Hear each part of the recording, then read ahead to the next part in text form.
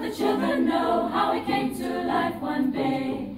There must have been some magic in that old silk hat they found, for when they placed it on his head, he began to dance around. Frosty the Snowman was as light as he could be, and the children sang he could laugh and play just the same as you and me. Frosty the Snowman knew the sun was hot that day, so he said, let's run and we'll have some fun now before I melt away. Down to the village with the broomstick in his hand, running here and there all around the square, saying, catch me if you can. He led them down the streets of town right to the traffic cone, and only paused a moment when he heard him holler, stop!